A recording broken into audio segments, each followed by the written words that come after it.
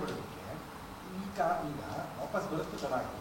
ಅಂದರೆ ಈಗ ಈ ಕುಮಾರಸ್ವಾಮಿ ಅವರಿಗೆ ಮೊದಲು ಗೊತ್ತಿದ್ದು ಅವರೇ ಕಳಿಸಿ ರಾಜ್ಯ ಸರ್ಕಾರದ ಮೇಲೆ ಆರೋಪ ಮಾಡ್ತಿದ್ದಾರೆ ಅಂತ. ಸರ್, ಈ ರಾಜ್ಯ ಸರ್ಕಾರಕ್ಕೆ ಒಂದು ಇನ್ಸಿಡೆಂಟು ಬಂತು ಅಂತ ಅಂದಮೇಲೆ ಯಾರಾದರೂ ಸಂತ್ರಸ್ತರು ಅದನ್ನು ಬಂದು ಒಂದು ಎಲ್ಲಾದರೂ ಪೊಲೀಸ್ ಸ್ಟೇಷನ್ಗೆ ಕಂಪ್ಲೇಂಟ್ ಕೊಟ್ಟರೆ ರಾಜ್ಯ ಸರ್ಕಾರ ಕ್ರಮ ಕೈಗೊಳ್ಳೋದು ಇಮಿಡಿಯೇಟಾಗಿ. ಇದು ಯಾವಾಗ ಸೋಷಿಯಲ್ ಮೀಡಿಯಾದಲ್ಲಿ ಮತ್ತು ಯೂಟ್ಯೂಬಲ್ಲಿ ನಿಮ್ಮ ಮಾಧ್ಯಮದಲ್ಲಿ ಕೆಲವು ಮಾಧ್ಯಮಗಳಲ್ಲೆಲ್ಲ ಬರ್ತಿದ್ದಂಗೆ ಅವರು ದೇಶ ಬಿಟ್ಟು ಹೋಗಿದ್ದಾರೆ. ದ್ವೇಷ ಬಿಟ್ಟು ಹೋಗ್ಯವ್ರೆ ಅಂದರೆ ನಮಗೆ ಈಗ ಮೋದಿಯವರು ಹೇಳ್ತಾರೆ ರಾಜ್ಯ ಸರ್ಕಾರಕ್ಕೆ ಗೊತ್ತಿತ್ತು, ರಾಜ್ಯ ಸರ್ಕಾರ ಬಂಧಿಸ್ಬೋದಾಯಿತು ಅಂತ ಹೇಳ್ಬೋದು. FIR ಆಗದಲೇ ಬಂಧಿಸ್ಲಿಕ್ಕೆ ಹೆಂಗೆ ಸಾಧ್ಯ ಆಗುತ್ತೆ? ಯೂಟ್ಯೂಬಲ್ಲಿ ಬರ್ತಂಥವು ಮತ್ತೊಂದು ನೋಡ್ತಿದ್ದಂಗೆ ಹೆಂಗೆ ಬಂಧಿಸ್ಲಿಕ್ಕೆ ಯಾರ ಸಂತ್ರಸ್ತೆ ಬಂದು ಕಂಪ್ಲೇಂಟ್ ಫೈಲ್ ಮಾಡಬೇಕಲ್ಲ, ಫೈಲ್ ಮಾಡ್ತಿದ್ದಂಗೆ ಅಷ್ಟೊತ್ತಿಗಾಲ ಇವರು ದ್ವೇಷ ಬಿಟ್ಟು ಹೋಗಿದ್ದಾರೆ.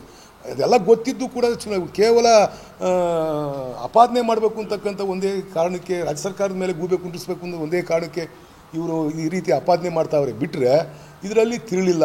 ದೊಡ್ಡ ಕೆಟ್ಟ ಕೆಲಸ ಮಾಡಿರ್ತಕ್ಕಂಥದ್ದು ಜನತಾದಳದ Dayanand non veg restaurant business ಮಾಡಿ ತಿಂಗಳಿಗೆ 5 ಲಕ್ಷ ಗಳಿಸ್ತಿದ್ದಾರೆ. ನೀವು ಕೂಡ ಅವರಿಂದ ಕಲಿಬೇಕಾ? ಅವ್ರ ಜೊತೆ ವಿಡಿಯೋ ಕಾಲ್ ನಲ್ಲಿ ಮಾತಾಡಬೇಕಾ? ಈಗಲೇ ಫ್ರೀಡಮ್ ಆಪ್ ಡೌನ್ಲೋಡ್ ಮಾಡಿ. ಲೋಕಸಭಾ ಸದಸ್ಯರು ಅವ್ರನ್ನ ಅರೆಸ್ಟ್ ಮಾಡೋಕ್ಕೆ ಪ್ರಯತ್ನ ಪಡ್ದಲೆ ಅವ್ರನ್ನ ಇಲ್ಲಿಂದ ತಪ್ಪಿಸ್ಕೊಂಡು ಹೋಗೋಕ್ಕೆ ಎಲ್ಲ ವ್ಯವಸ್ಥೆ ಮಾಡಿಬಿಟ್ಟು ಕುಮಾರಸ್ವಾಮಿ ಈಗ ಇಲ್ಲಿ ಬಂದು ಪತ್ರಿಕೆಯಲ್ಲಿ ಸ್ಟೇಟ್ಮೆಂಟ್ ಕೊಡೋದು.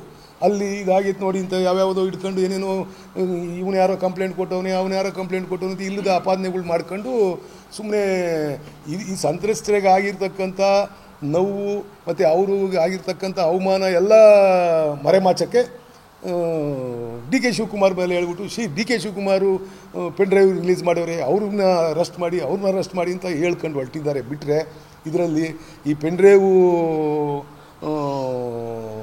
ಈ ಪ್ರಚಾರಕ್ಕೆ ಬರೋಕ್ಕೆ ಪೆನ್ ಡ್ರೈವ್ ಬಿಡುಗಡೆ ಮಾಡಿರ್ತಕ್ಕಂಥದ್ರಲ್ಲಿ ಹಿಂದಿನ ಕಾಣದ ಕೈ ಯಾರು ಇದ್ದಾರೆ ಅಂದರೆ ಅದು ಸನ್ಮಾನ್ಯ ಕುಮಾರಸ್ವಾಮಿ ಅವರು.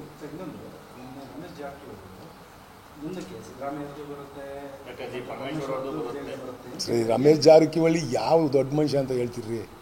ಅವನು ಯಾವ ದೊಡ್ಡ ಮನುಷ್ಯ ಅಂತ ಹೇಳ್ತೀರಾ? ಅವನದು ಹೆಂಗೆ ಬಂದಿತ್ತು? ನಾನು ಪೊಲಿಟಿಕ್ಸಾಗಿ ಇರೋನು, ಅಟ್ಲೀಸ್ಟ್ ಎಥಿಕ್ಸ್ ಇರಬೇಕಲ್ವ. ನಾನು ಮಾತಾಡಬೇಕಾದ್ರೆ ನಾನು ಎಲ್ಲೋ ಒಂದು ಸ್ವಲ್ಪ ಕರೆಕ್ಟಾಗಿದ್ದರೆ ನಾನು ಮಾತಾಡಬೇಕು. ನನ್ನವೇ 106 ಇಟ್ಕೊಂಡು ಇನ್ನೊಂದ್ರ ಬಗ್ಗೆ ಮಾತಾಡ್ತೀನಿ ಅಂದರೆ ಅವ್ರಿಗೆ ಮಾನ ಮರ್ಯಾದೆ ಐತೆ. ಹೆಂಗೆ ಜನತೆ ಎದುರಿಗೆ ಹೋಗ್ತಾರೆ ಅವರು? ಅದು ಗೊತ್ತಾಯ್ತು ನನಗೆ, ಗೊತ್ತಾಯ್ತು. ಅವೆಲ್ಲ ಸುಳ್ಳು. ಸುಮ್ಮನೆ ರಾಜಕೀಯಕ್ಕೆ ಸ್ಟೇಟ್ಮೆಂಟ್ ಕೊಡಬೇಕು ಅಂತ ಹೇಳ್ಬಿಟ್ಟು ಸ್ಟೇಟ್ಮೆಂಟ್ ಕೊಟ್ಟಿರ್ತಕ್ಕಂಥದ್ದು. ಬಿಟ್ಟರೆ ಅದ್ರಾಗ ಯಾವುದೇ ರೀತಿಯ ಸತ್ಯ ಇಲ್ಲ. ಡಿ ಕೆ ಶಿವಕುಮಾರು ಮತ್ತು ಸಿದ್ದರಾಮಣ್ಣವರು ಇಬ್ಬರು ಕೂಡ ಒಳ್ಳೆ ವಿಶ್ವಾಸವಾಗಿದ್ದಾರೆ, ಬಾಂಧವ್ಯ ಚೆನ್ನಾಗಿದೆ, ರಾಜ್ಯ ಸರ್ಕಾರನ ಅತ್ಯಂತ ಯಶಸ್ವಿಯಾಗಿ ನಡೆಸ್ಕೊಂಡು ಹೋಗ್ತಾ ಇದ್ದಾರೆ.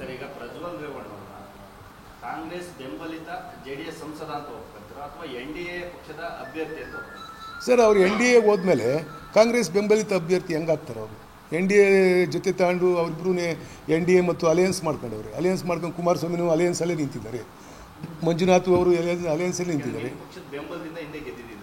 ಇರ್ಬೋದು, ಅವಾಗ ಇರ್ಬೋದು, ಇಲ್ಲ ಅಂತ ಹೇಳ್ತಾ ಇಲ್ಲ ನಾವು. ನಮ್ಮ ಕಾಂಗ್ರೆಸ್ಗೂ ಅದಕ್ಕೂ ಸಂಬಂಧ ಏನೈತೆ? ಅವ್ರು NDA ಸೇರ್ಕೊಂಡ್ಮೇಲೆ NDA ಪರವಾಗಿ ಹೋಗ್ತಾರ, ನಮ್ಮ ಪರವಾಗಿರ್ತಾರ?